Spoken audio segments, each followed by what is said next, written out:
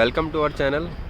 This is Pankaj Nirman from Sarthi Air Conditioning, and today we will discuss something about performance.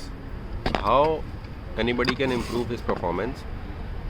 वैसे तो ये HVAC channel है, but ये जो principles हैं जो हम डिस्कस करेंगे थोड़ा सा, और जो हमने सीखा है वो अप्लाई करेगा आप किसी भी इंडस्ट्री में हो, चाहे आप एक लॉयर हैं, या आप एक डॉक्टर हैं, या फिर आप बैंक में हैं, या आप एक टेक्निकल राइटर हैं, कोई भी हैं, आप ये जो प्रिंसिपल्स हैं परफॉर्मेंस को इम्प्रूव करने के लिए ये वहाँ पे एप्लीकेबल है। तो परफॉर्मेंस को मेजर करने के 3 पैरामीटर्स हैं। एक तो है नॉलेज, एक है स्किल्स, और तीसरा है एटीट्यूड। नॉलेज, अगर आप जिस भी फील्ड में काम कर रहे हैं उसकी आपको अपने प्रोडक्ट्स की नॉलेज होनी चाहिए, इंडस्ट्री की नॉलेज होनी चाहिए।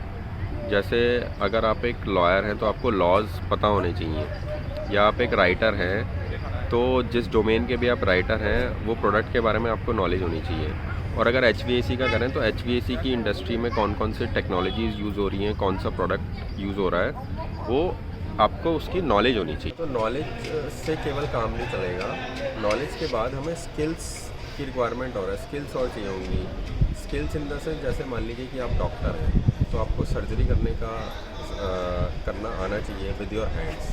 और फिर अगर आप राइटर हैं तो आपको इंग्लिश और आपको मतलब लिखना आना चाहिए, टाइपिंग आनी चाहिए। आप लॉयर हैं तो आपको कोर्ट में अगर बोलना है तो उसका स्किल्स आपके पास होनी चाहिए। और वही HVAC में अगर आप AC से रिलेटेड काम कर रहे हैं तो आपको गैस चार्जिंग, इंस्टॉलेशन, वेल्डिंग, ये सारी चीज़ें आनी चाहिए। थर्ड पॉइंट हमारा आता है एटीट्यूड का।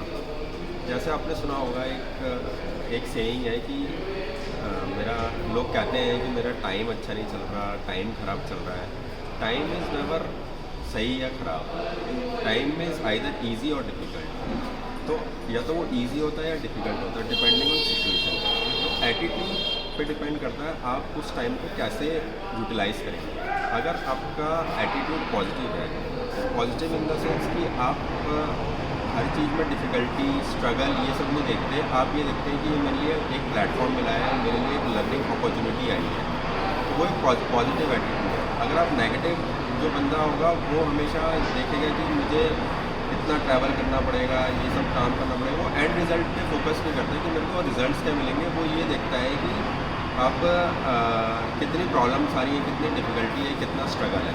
तो अगर पॉजिटिव एटीट्यूड से आप करेंगे तो ईजी तो टाइम ठीक है, लेकिन डिफ़िकल्ट टाइम होगा या डिफ़िकल्ट सिचुएशंस होंगी जब आपको इकट्ठे कई सारी प्रॉब्लम्स को इकट्ठे फेस करना होगा, तो आप ईजीली उसको फेस करेंगे और आप सीखेंगे। तो हमने 3 चीज़ों की बात करी, 3 पॉइंट्स की बात करी कि नॉलेज, स्किल और एटीट्यूड। अगर इन तीनों पॉइंट्स में आप इम्प्रूवमेंट करते हैं अपने अंदर, तो आपकी ओवरऑल जो परफॉर्मेंस निकल के आएगी वो बहुत बढ़िया निकल के आएगी। और आपके जो भी गोल्स हैं या आपका जो भी टारगेट है, जो ऑब्जेक्टिव है, वो आप अचीव कर पाएंगे। आप हाई परफॉर्मिंग एक इंडिविजुअल बन पाएंगे। 3 पॉइंट्स पे हमने बात की, जैसे नॉलेज, स्किल और एटीट्यूड। अब क्वेश्चन ये आता है कि ये चीज़ें इम्प्रूव होंगी कैसे आप जहाँ भी काम कर रहे हैं, जो भी आपका प्रोफेशन है। तो एक और सेइंग है कि when student is ready teacher appears. अगर आप तैयार हैं कि आप अगर ये सोचते हैं, HVAC इंडस्ट्री में ही अगर कोई टेक्नीशियन है या कोई सुपरवाइज़र है या कोई मैनेजर है, वो ये सोचता है कि मेरे को अपनी नॉलेज बढ़ानी है, तो उसको अपने आप YouTube पे वीडियोस मिलेंगे, अपने आप उसको जर्नल्स मिलेंगे, अपने आप उसको आर्टिकल्स मिलेंगे। कोई ये कहता है कि मेरे को स्किल बढ़ानी है, तो जब भी वो काम करने जाएगा, कोई भी नई चीज़ उसको दिखेगी, वो उसकी तरफ अट्रैक्ट होगा।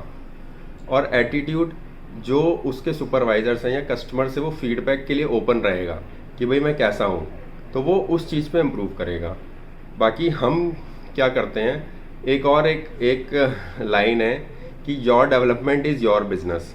कोई कंपनी, कोई इंस्टीट्यूट, कुछ आप कोर्स ज्वाइन कर लो, तो वो आपको नॉलेज का बस प्लेटफॉर्म दे रही है, वो आपको बस एक करिकुलम दे रही है कि भाई ये चीज़ पढ़ो, लेकिन पढ़ना तो आपको खुद ही है। तो अगर आप ये सोचते हैं कि इन तीनों पॉइंट्स में मेरे को इम्प्रूवमेंट चाहिए, तो वो आप ही को उसकी रिस्पॉन्सिबिलिटी उठानी है। हम अपनी कंपनी में नॉलेज शेयरिंग सेशंस होते हैं, जिसमें क्या है कि जैसे हमारे पास कई सारी टीम्स हैं, वो साइट पे काम कर रही हैं, कोई KFC पे काम कर रही है, कोई आदित्य बिरला में काम कर रही है, कोई कहीं पे कॉन्ट्रैक्टर काम कर रहा है, कहीं पे हमारी टीम उसको सुपरवाइज कर रही है, HDFC में काम कर रही है, कोटक में काम कर रही है। तो हम रेगुलर इंटरवल्स पे हम नॉलेज शेयरिंग सेशंस ऑर्गेनाइज करते हैं। उसमें क्या होता है कि साइट पे हर साइट पे नए नए चैलेंजेस होते हैं, नए नए इश्यूज होते हैं, वो चीज़ें डिस्कस होती हैं, ताकि जो बंदे वहाँ पे काम कर रहे हैं, जो टीम वहाँ पे काम कर रही है, उसकी स्किल्स में इम्प्रूवमेंट आए टू हैंडल साइट्स। जैसे सुपरवाइज़र है तो टू हैंडल कहीं पे प्लेटफॉर्म का इशू है, कहीं पे स्कैफोल्डिंग चाहिए, कहीं पे मॉल्स में अगर काम हो रहा है तो मॉल के अप्रूवल्स का इशू है। तो डिफरेंट जो भी चैलेंजेस हैं वो आपस में जब शेयर होते हैं तो उसकी स्किल, उसको हैंडल करने की स्किल जो है वो इम्प्रूव होती है। बाकी नॉलेज की ट्रेनिंग्स हम करते हैं, जैसे किसी को कोई आज की डेट में स्प्लिट एसी में स्प्लिट एसी में काम कर रहा है, डक्टेबल एसी के बारे में जानना चाहता है, तो मैं 1-2 वीडियोस आपके साथ शेयर करता हूँ जिसमें हम डक्टेबल एसी के बारे में बता रहे हैं। जो डक्टेबल जान आता है उसको AHU के बारे में नहीं आता, तो उसकी नॉलेज हम शेयर करते हैं। और जब वो एक्चुअल काम होता है तो हम ऐसा ट्राई करते हैं कि मतलब एक हम सर्वे टाइप कराते हैं कि कौन क्या क्या सीखना चाहता है, कौन किस फील्ड में इंटरेस्टेड है। तो हम उनको वहाँ पे ऑन साइट जब इंस्टॉलेशन हो रही होती है उनको वहाँ पे भेजते हैं, ताकि उनकी स्किल्स भी डेवलप कर पाए अपने हाथ से काम करके। और जहाँ तक एटीट्यूड की बात है, तो हमारे जो सुपरवाइज़र्स हैं या जो टेक्नीशियन है उसका हेल्पर है या प्रोजेक्ट मैनेजर है, उसके लिए जो कस्टमर साइड से जो प्रोजेक्ट मैनेजर है, तो जो भी जिनके लिए हम काम कर रहे हैं उनके फीडबैक्स, उनसे हम फीडबैक्स लेते हैं। और फिर काउंसलिंग, जो सीनियर बंदा है वो जूनियर बंदे को बताएगा कि भाई ऐसे, या फिर एग्जांपल देगा कि उस टीम से देखो अच्छा फीडबैक आया, ताकि एटीट्यूड का भी डेवलप करने का प्लेटफॉर्म लोगों को मिले। एक हमारा मानना ये भी है कि ये जो नॉलेज स्किल और एटीट्यूड की बात हमने करी, ये जितना एप्लीकेबल इंडिविजुअल्स के लिए उतना ही एक ऑर्गेनाइजेशन के लिए भी है। एक ऑर्गेनाइजेशन को भी कुछ ऐसा करना पड़ेगा कि वो इन तीनों नॉलेज में भी इम्प्रूव होती रहे with upcoming needs of customers. या इंडस्ट्री में जैसे डाइकिन की हम ट्रेनिंग्स अटेंड करते हैं, वो नए नए प्रोडक्ट इनोवेट करके नए नए प्रोडक्ट लेके आती हैं, तो उसके बारे में नॉलेज होनी चाहिए, प्लस उस पर काम करने के स्किल्स होने चाहिए, प्लस एटीट्यूड हमारा एवर इम्प्रूवमेंट मोड में होना चाहिए। फ्रेंड्स, इस वीडियो में इतना ही। होप कि जो भी हमने इस वीडियो में बताया उससे आप लोग इम्प्रूव करें, आगे बढ़ें, प्रोग्रेस हो।